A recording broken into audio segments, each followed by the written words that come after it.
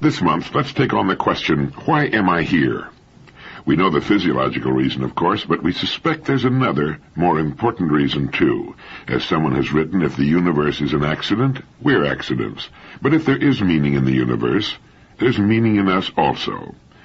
Perhaps Dr. Albert Einstein helped us understand more about the laws governing the universe than any man who ever lived, and he believed there was some sort of meaning in the way things are. He was sure of it. He said, the more I study physics, the more I'm drawn toward metaphysics. If you haven't done so, you would enjoy reading Einstein, His Life and Times by Ronald W. Clark. Albert Einstein was so remarkable a man, it was as though he'd arrived at this planet through some mistake in celestial navigation, and as a result devoted his life to solving the problems of time and space so that the mistake would not be repeated. Although he belonged to no formal religion or sect, he was a deeply religious man in the cosmic sense. He believed that such magnificence and colossal order, the great cyclotron of the universe, as Ronald Clark puts it, could not have been an accident. But Einstein was much more than a giant in physics. He was a courageous and gentle humanitarian as well, and he addressed himself to the purpose of life. And he answered the question, why am I here, as well as it has been answered, I believe, when he said, man is here for the sake of other men only. Now that's about it. I'll buy that. Man is here to serve man only. It's the only reason in my mind that makes sense. There may be millions who don't agree and millions more who are unacquainted with that statement, but the truth of it will be reflected in their lives regardless. The truth of that great statement is reflected in your life and mine also. Even the fun we seek is dependent upon it. If we do not serve others, life becomes meaningless to us. And this is behind much of the unrest we find in today's youth, I believe. There's something in each of us that tells us, once we've put away the things of childhood, that we're here to serve others. And if we remain in positions in which we are not assuming the service that normally should go with adulthood, we become restive, anxious, and depressed. It's behind much of the unease common to men on a Sunday afternoon or evening. It's why we get tired after a while of playing golf every day or fishing or sailing or whatever leisure activity we engage in. We might say that our leisure has meaning and renewal to the extent that we know we've earned it, and we earn it by serving others, especially in our culture. We have only to look at those who do not serve to see the truth of our postulate. There's the dissatisfaction of our older student population. The people on Skid Row seeking escape in alcohol, in prison seeking escape in any way they can find it, in the unemployed, and even in the tragic idle rich and members of the jet set whose lives, if they have not found some meaningful form of expression, or a cause or role in which they can lose themselves, are pitiful caricatures of real existence. Those who have not found themselves quite often try to lose themselves. Now, in an earlier direct line, we mentioned Dr. Maslow's comment that people are judged in our society in the same way fruit trees are judged, by their fruit, by their production, its quality and quantity, which is another way of saying by how well they serve. A young person often asks, why am I here? The answer is, you are here to serve. Your part of the bargain is to so marshal your unique resources as to do the best possible job of serving others. And you will always serve best doing that which you most enjoy, that which best fits your unique talents and abilities. The next question usually goes, well, that's all fine, but what do I get out of it? And the answer to that, of course, goes your rewards, all the years of your life, will match the extent and quality of your service. Now, if you happen to want a $3,000 a week income or enjoy flying your own jet and driving expensive cars, you've got to serve in an uncommon way. Now, how you do it is for you to solve, and this is the challenge that can make life so interesting, so exasperating, and baffling. We have to make up our minds as to what's important to us. Now, Dr. Einstein wanted nothing more than the simple necessities of life: a roof, a bed, food, a place to work, his violin, and his sailboat. The modern trappings of success meant nothing to him. He was simply above them. He was often mistaken for an unsuccessful traveling salesman. But his service to mankind was monumental, and his reward? Immortality. He could have had anything of a material nature he wanted. He wanted nothing. He was a completely mature human being. But he had not selected his own great gifts. His abilities, like ours, had come as his unique genetic heritage. He simply put them to the best use he could, while at the same time developing a mature and rich overview of mankind. I think we should do the same, and that our kids should know, when they're old enough to know, that they should do the same, make the best use of their gifts, and by so doing, maximize their service, and by so doing, maximize their rewards. It all fits. It makes sense whether you're interested in giving, getting, or both. Few of us have matured or become so wrapped up in one subject to the degree reached by Dr. Einstein. Most of us are much concerned with this world and how we can enjoy it as we go along. We tend to like beautiful things and the perquisites of success. Perhaps we're still children to that extent, but it's fun being a child and harmless. We seem to like such things as beautiful homes, cars, furs, jewels, yachts, and travel, at least until after we've had them for a while. But forgetting for the moment what we may want, the important thing is to find how we can best serve. It answers the question, why am I here? I am here to serve others. Now I know why I get up in the morning and what I should spend a good proportion of my day doing. Maximizing, if I can, my service to those I have chosen to serve. How can I do a better job of serving today than I did yesterday, this year than last? As long as I can keep answering that question, I will continue to grow and mature as a person, and I'll never grow old in mind and spirit. It clarifies our lives. As Voltaire's Candide said, let us cultivate our garden. Let's make it a good garden. The best garden we can produce with the equipment and conditions we've been given within the enormous parameters offered by the world of today and tomorrow. But how do we relate the idea of service to others with our personal goals? In his excellent book, A God Within, the distinguished microbiologist and author René Dubos tells us that the pre-classical and classical Greeks symbolized the hidden aspects of man's nature, in particular the forces that motivate him to perform memorable deeds, by the word entheos, a God within. From the Greek word entheos is derived the word enthusiasm, one of the most beautiful words in any language. And he adds, man today may no longer believe in the divine origin of inspiration, but there are few who do not retain the ancient and almost mystical faith that enthusiasm is the source of creativity. Whatever their religious or philosophical allegiance, all men and women know that there would be little chance of improving the world if it were not for the faith derived from the God within. In the original Greek sense, the word enthusiasm means far more than deep interest, ardent zeal, or twinkling eyes. It implies the divine madness, the mania that Socrates regarded as the mainspring of all worthwhile creations. As Plato worded it in Phaedrus, in reality the greatest of blessings come to us through madness, when it is sent as a gift of the gods. Madness, which comes from God, is superior to sanity, which is of human origin. I think that's what each of us is looking for, the kind of work that so fits the kind of person we are that we can lose ourselves in it and find endless enthusiasm, a kind of divine madness. When we do, our daily efforts become one with our goals or with our role. We then serve automatically. Service becomes a natural concomitant, a byproduct of our daily thinking, creativity, and actions. There's little doubt that creativity is a natural extension of enthusiasm.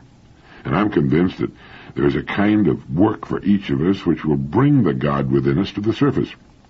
Enthusiasm is a kind of madness or mania, and is, as Socrates thought, the mainspring of all worthwhile creations. Our personal goals then become almost incidental and automatically come to us, and we're given what we need, whatever it is that we need, in order to continue our work. That might involve a great corporation employing thousands of people. It might involve a particular job or position, an entirely new entity of some kind, such as an organization or corporation or small business enterprise. It might involve an avocation or spare time activity, a retirement interest. But lurking within every single one of us, such a source of enthusiasm exists, our own entheos, our own God within. It's interesting that when we find our own God within, it will quite often be a source not only of deep personal satisfaction, enthusiasm, and creativity, but of sufficient financial reward as well. In our world of today, money is usually the way we keep score. The best players, those who have found their greatest source of talent, application, enthusiasm, and creativity, usually wind up with a satisfactory share of the world's marbles. In Charles Frankel's excellent book, The Pleasures of Philosophy, we learn that when Plato speaks of good or virtuous men, as he repeatedly does in the Symposium and other dialogues, it's useful to bear in mind what the Greeks meant by such terms. They didn't hold a Sunday school view of morality. Frederick Woolbridge, who was a colleague of John Dewey's at Columbia for many years, used to remark that the history of morals was told in the history of the word virtue. It began with the Greeks by meaning strength in a man, and it had come among the Victorians to mean weakness in a woman. The model of the good or virtuous man whom the Greeks had in mind was a gentleman, gregarious by nature and active in public life. He loved words and argument. He was sensitive to beauty and should, the Greeks thought, be physically attractive himself.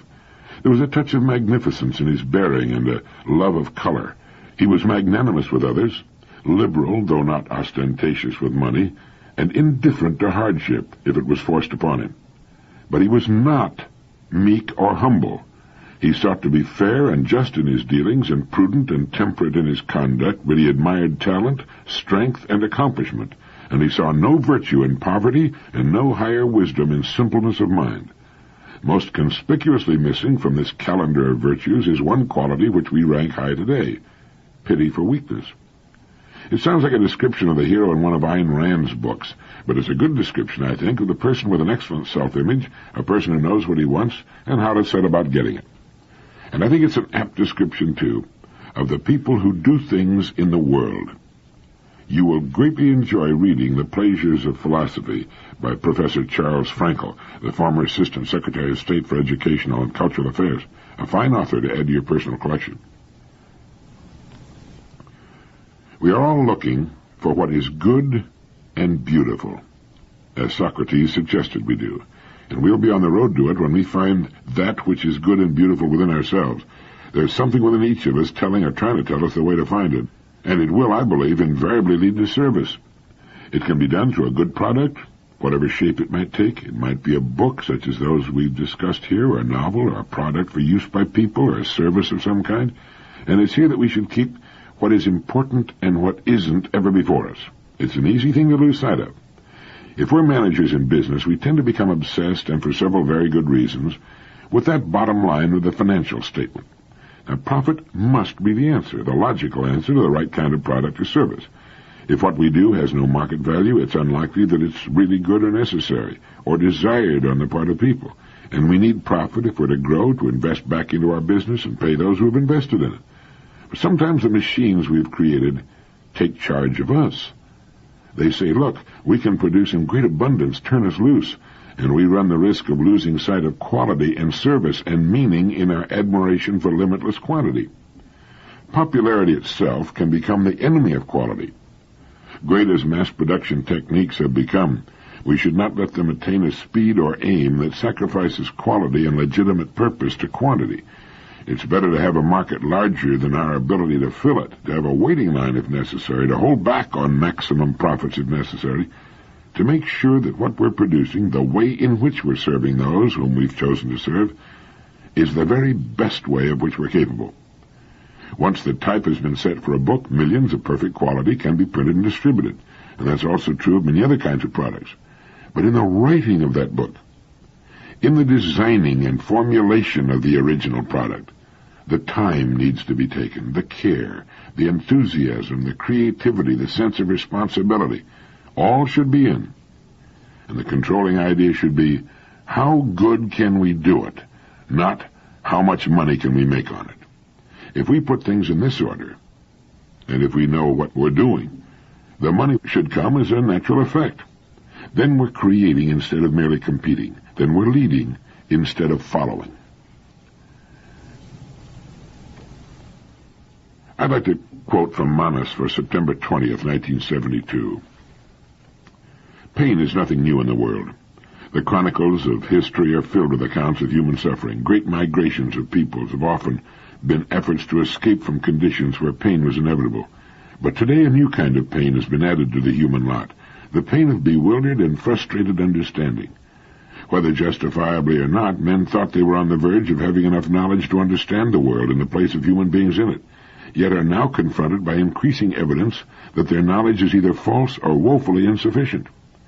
The years which ought to have witnessed the climactic success of Western society are beginning to seem like brief intervals of rising desperation. Not the next triumph, but the next disaster becomes the content of wondering minds. So there's the pain felt by men whose intelligence grows ineffectual, whose wealth no longer purchases anything worth having, whose dreams no longer relate to the possibilities disclosed by the stern imperatives of nature. There's a spreading feeling that we ought to know who we are, what the world is about, and what we should be doing, since we know so many other things so well. But in answering these larger questions, we uniformly fail. Inevitably, then, an intellectual pain underlain by vague moral guilt pervades the serious men of the times, who feel as though they stand at some great crossroads of history, but where the alternative paths into the future seem both untraveled and unmarked. It is, we may say, a philosophic pain, and hence may be called a birth pain, signifying the time and necessity for entry into another kind of life. But philosophic pain is not new either. What is new is the fact that it seems to be overtaking an entire age and culture, while in the past it sought out only rare individuals, afflicting them with questions in which the world at large had no interest at all. The philosophic quest was once for the lonely few, and those who accepted its austere invitation had lost their taste for other inquiries. They responded by reason of some hidden hunger or longing. What made Socrates resolve to spend his life helping men to undeceive themselves? We don't know. Many of his fellow Athenians thought him ridiculous, and finally a troublesome fellow the city could well do without. It's a curious thing, this, that the world savors the teachings of a Socrates, keeping his ideas alive for thousands of years.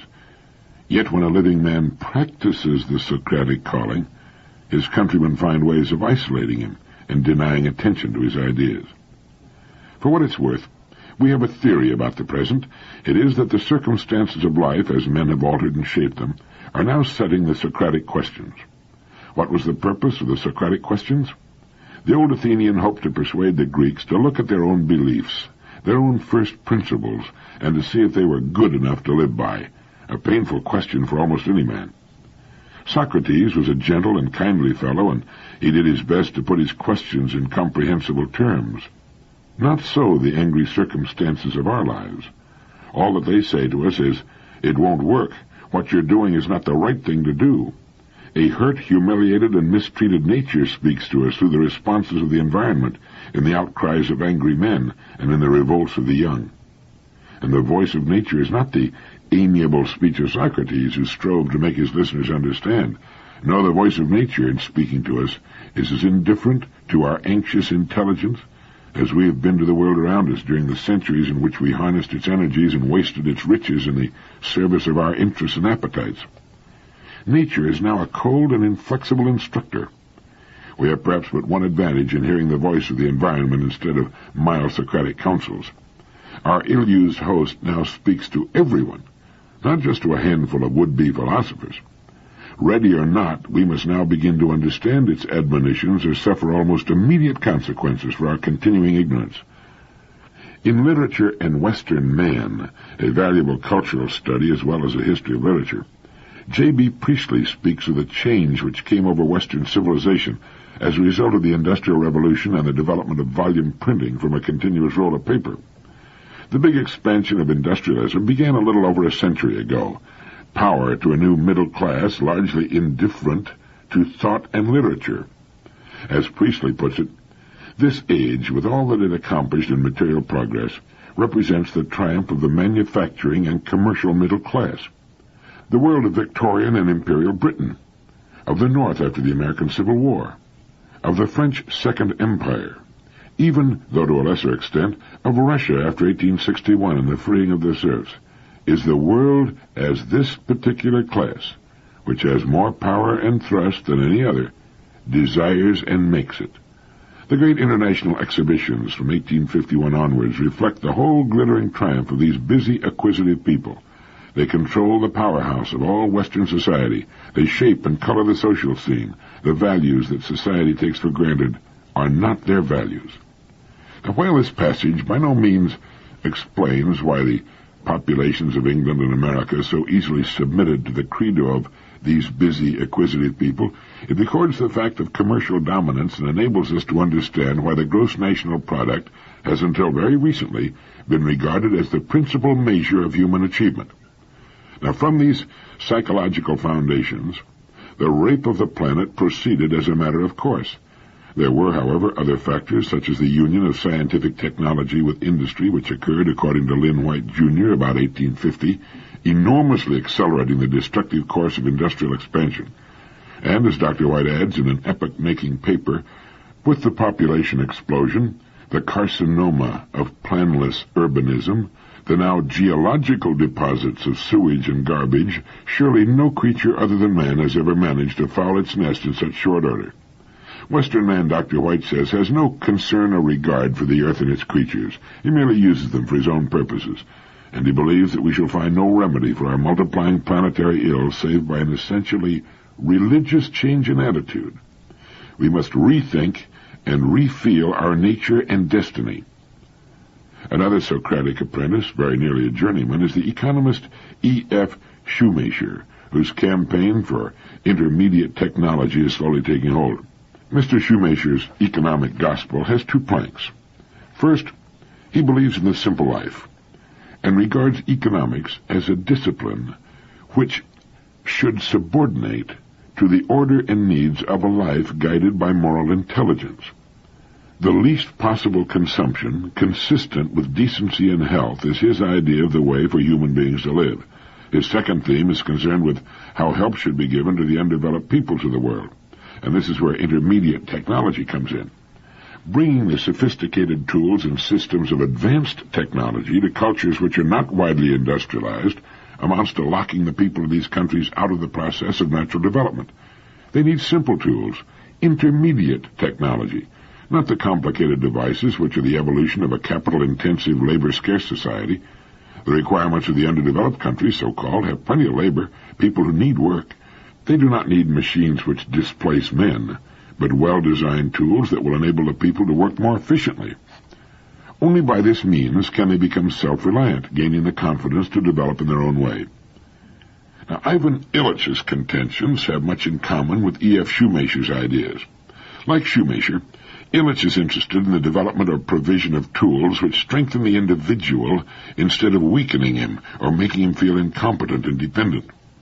For Illich, the means of education are a kind of tool, easily available.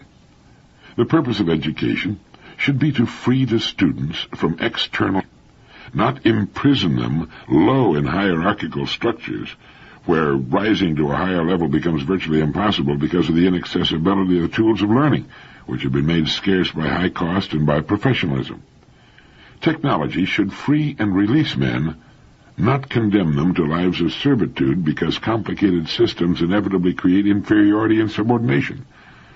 Illich's analysis of consumerism and the claims to exclusive knowledge by experts shows that radical political solutions do not touch the real problems of modern man, which result from the dehumanizing effects of the very methods and techniques which are supposed to bring freedom and prosperity to all. Illich argues that the always more doctrine of Western industrialism is self-defeating, and that in practice it operates to make common folk dependent and unable to plan and live their own lives. What have Shoemaker and Illich in common? Well, they agree on one thing. The awakening of the potentialities of human beings is the most important thing in life. The awakening of the potentialities of human beings is the most important thing in life. They will agree with John Ruskin that the test of a social system is not what wealth it is producing, but what kind of men, what kind of human experience is it producing. The gross mistakes of our society, the pollution, the wars, the indifference to the young, the old, the sick, the maladjusted, are obvious enough and much written about. But the core ill lies in what man thinks of man. Neither Shoemaker nor Illich is willing to license anyone to manipulate other human beings into better conditions. The elements of human improvement are already within each one. What all need is an environment which invites to self-development. But how does a person reach a conclusion of this sort about man? Why care so much about the integrity and promise of other human beings? Why are they campaigners in behalf of self-reconstruction? If we knew the answer to such questions, we should know a great deal. Meanwhile, another question may be of some assistance. Why, for one thing, aren't there more people who have this strong feeling about the inner potentialities and resources of human beings? We admire Socrates for his moral courage and his searching intellect, But we don't pay much attention to the fact that Socrates also stood for the declaration that the true man is a soul, and that the soul has its own knowledge and possibilities, needing from others only help in awakening it to action. Socrates expounds this, and the idea of the spiritual reality in the human being comes down to us through Plato from this teaching. We now have it also from the East, but the Platonic idea of the soul has been part of our literature and tradition for more than 2,000 years. What happened to this idea? The course of Western history from the decline of classical civilization until the 18th century produced one great effect in modern thought. It reversed the meaning and value placed upon the idea of soul. For Socrates and Plato, the soul was the true identity, the being who had need of making his own decisions, of freeing himself from the pressures of opinion and custom, and relying on principle for the guidance of his life. But by the 18th century, freedom had come to be identified with the doctrines of an aggressive materialism, and the idea of progress and the hope for social justice were closely linked with the tough-minded mechanistic philosophy which had been evolved by Descartes and the later French materialists. These teachings fitted well with the emerging picture of the world machine of Isaac Newton, and were quite consistent with the Baconian claim that knowledge and power are the same thing. The idea of the soul, therefore, had no place in the modern scheme. Abandoning it had moreover a moral sanction, as 18th century writers made plain. In Vasily Rozanov's long essay, Dostoevsky and the Legend of the Grand Inquisitor, first published in 1891 and now translated into English by Spencer E. Roberts, he writes, "The fundamental evil of history lies in the incorrect relationship in it between the ends and the means. The human personality, regarded as only a means, is sacrificed in order to raise the edifice of civilization, and of course no one can determine to what extent and how much longer this can go on. Something monstrous is taking place in history. A sort of phantom has seized and perverted it. For the sake of something that no one has ever seen and which everybody is only awaiting, an intolerable wrong is being wrought. Human beings, today as in the past, an eternal means, are being sacrificed, no longer individually, but in whole masses, in whole nations, in the name of some general distant goal that has not yet revealed itself to a single living person, and about which we can only guess. And where will it all end? When will man, as an end in himself, appear, he for whom so many sacrifices have been made? No one knows." And that was written, remember, in 1891, provoked by Dostoevsky's Legend of the Grand Inquisitor. We don't have to stay in line in an endless lockstep to nowhere, and for most people it isn't just a lockstep to nowhere, it's also a dull, uninteresting, and bleak landscape to boot. It isn't even any fun. Why do people remain on ridiculous, uninteresting, meaningless jobs, in ugly, crowded wastelands, living in dumb, crowded, unimaginative housing? They have been caught up in an environment they take for granted, and by the habits of generations. Like the canary in the cage, they think that's all the world there is. They must think that life is the good life. What would they say if we asked them, "Are you pursuing the good and the beautiful?" They'd probably call the cops, or the man with the net. "What are you talking about, the good and the beautiful? What's good? What's beautiful?" Indeed, what is? These are some of the questions we want to ask here, and try to find some answers. As Professor Charles Frankel writes in the foreword of The Pleasures of Philosophy, Plato repeatedly describes how philosophers, having glimpsed the truths of a more perfect world, come back to the ordinary scene and are not quite able to believe in it. It seems a tissue of insubstantial illusions to them, and they in turn appear to those untouched by philosophy to be curiously naive, oddly disengaged from the opinions that rule the world. The truth to which Plato points is that philosophy can shock us into seeing that there are alternatives to our routine ways of reacting to our experience. Using its own distinctive tools, it offers what literature or painting also offers: the arrest of attention, the liberation from half-consciousness, a freshened, more zestful appreciation of the singularity of things.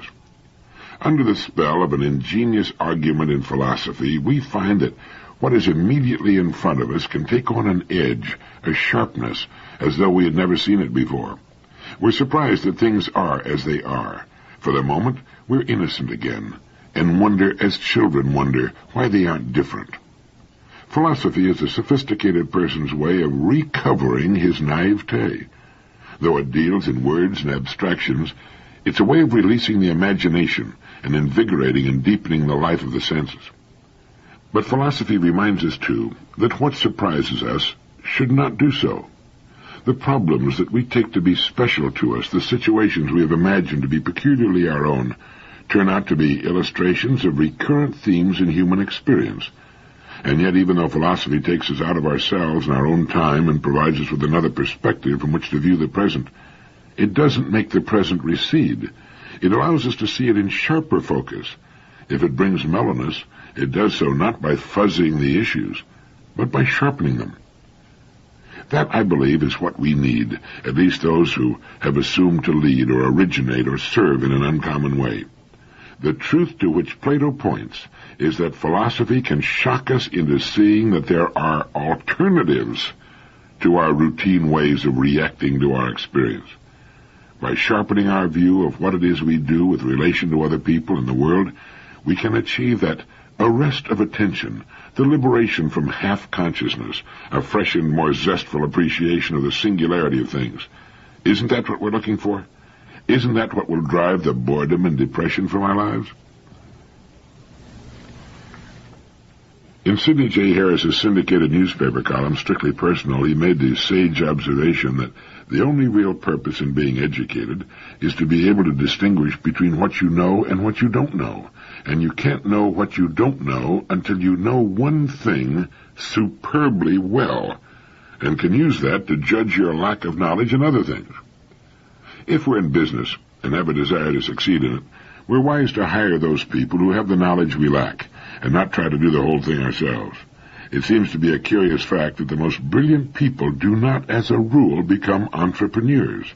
That is, do not tend to go into business for themselves. Their greater mental brilliance seems to show them with a terrible clarity the pitfalls of failure, the embarrassment, the financial loss, the anxiety, and so they tend to play it safer and find themselves more secure positions within a going concern. Hire them. The entrepreneur has been said to suffer from the bumblebee syndrome. The old cliché has it that the bumblebee cannot fly. His wings are supposed to be too short for his fat body. He's an aerodynamic miracle in that he doesn't know that he can't fly, and so he does it quite well. The entrepreneur, the person who started and starts all the businesses and organizations in the world, is the warrior king type of person as a rule.